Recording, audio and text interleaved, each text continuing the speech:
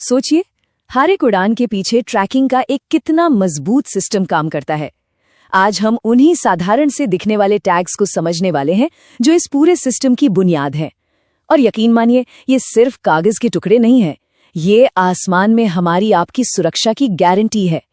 बात जब एविएशन की हो तो इससे ज्यादा ऊंची बाजी लग ही नहीं सकती। ये एक सीधी सी लेकिन बहुत पावरफुल बात है जो इस इंडस्ट्री के हर काम, हर नियम को कंट्रोल करती है। मतलब साफ है, यहाँ गलती की कोई गुंजाइश नहीं है और हर प्रोसेस, हर एक टैग इसी सच्चाई को ध्यान में रखकर बनाया गया है। और सब कुछ आके टिकता है एक चीज पर, एयर वर्दीनेस, यानी उड़ान योग्यता। एयरक्राफ्ट मेंटेनेंस में लिया गया हर एक्शन इसी अनिवार्य स्टैंडर्ड से बंधा होता है। अगर कोई प्लेन या उसका कोई एक पुर्जा भी इन सख्त मानकों पर खरा नहीं उतरता तो वो उड़ान नहीं भर सकता। बस इतनी सी बात है। तो चलिए एक पुर्जे की पूरी कहानी देखते हैं बिल्कुल शुरू से। सब कुछ तब शुरू होता है जब एक नया या मरम्मत किया हुआ हिस्सा इन्वेंट्री सिस्टम में यानी स्टोर्स में आता है। यहीं से उसकी पहचान और उसको ट्रैक करने का सफर शुरू होता है। तो ये जो टैग है ना, इसको आप किसी पुर्जे का पासपोर्ट ही समझ लीजिए। स्टोर्स एक्सेप्टेंस टैग इस बात का पक्का सबूत है कि ये पुर्जा सर्टिफाइड है, इसकी पूरी जांच हो चुकी है और अब ये किसी एयरक्राफ्ट में लगने के लिए बिल्कुल तैयार है। ये एक गेटकीपर की तरह है जो पक्का करता है कि सिर्फ सही और वेरीफाइड पुर्जे ही सिस्टम के अंदर आएं।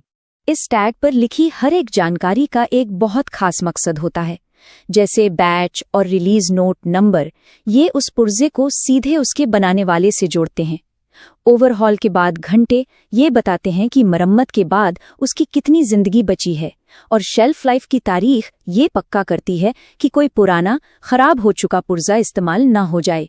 मतलब हर जानकारी का मकसद सिर्फ एक है, पुर्जे की पूरी पहचान और पुष्टि करना। अच्छा, तो अब कहानी का दूसरा पहलू देखते हैं। मान लीजिए एक पुर्जा जो पहले से इस्तेमाल हो रहा है, उसमें कोई खराबी आ जाती है और उसे एयरक्राफ्ट से निकालना पड़ता है। बस यहीं से एक बिल्कुल अलग प्रक्रिया शुरू होती है। और यहाँ आता है हमारा पहला लाल टैग, अनसर्विसेबल पार्ट टैग। इसका लाल रंग अपने आप में एक चेतावनी है। ये बताता है कि इस पुर्जे को उसकी मौजूदा हालत में इस्तेमाल नहीं किया जा सकता। लेकिन, और ये बहुत जरूरी है, इसका मतलब ये नहीं कि पुर्जे की कहानी खत्म हो गई। ये बस एक सिग्नल है कि इसमें कोई प्रॉब्लम है जिसकी अब जांच होगी। ये टैग उस पुर्जे की पूरी कुंडली की तरह है। एयरक्राफ्ट पर स्थिति से पता चलता है कि वो ठीक ठीक कहाँ लगा था।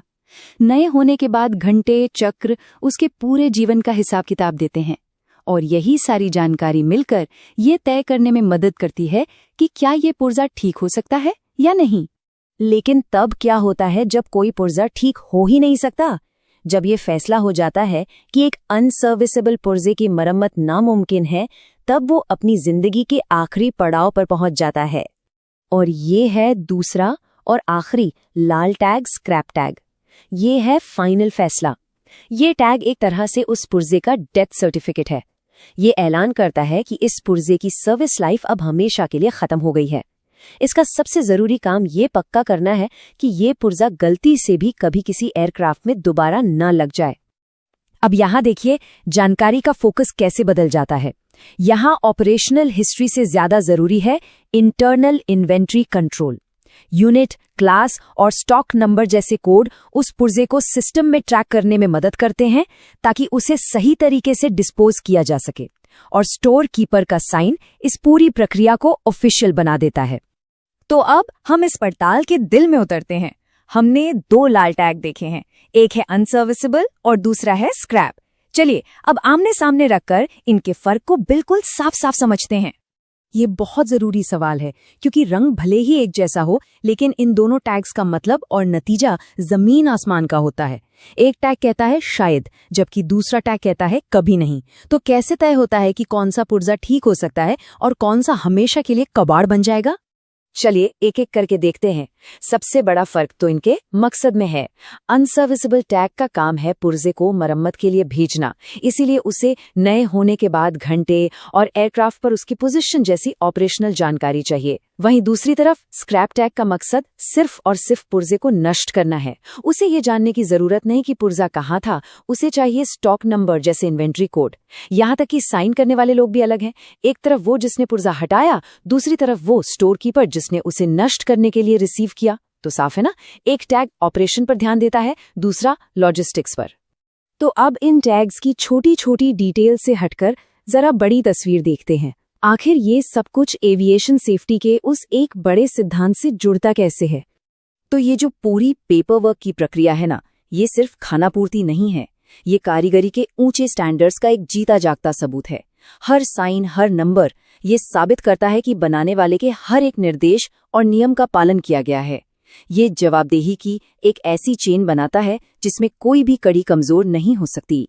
और बात जब मेंटेनेंस की हो तो यहाँ 99.9% जैसा कुछ नहीं होता। हर निर्देश, हर टॉलरेंस को 100% पूरा करना होता है। इससे जरा सा भी कम और वो एयरक्राफ्ट उड़ान के काबिल नहीं माना जाएगा। बस इतनी सी बात है। और आखिर में सवाल यही बचता है, इसका जवाब छिपा है भरोसे और स्टैंडर्डाइजेशन में।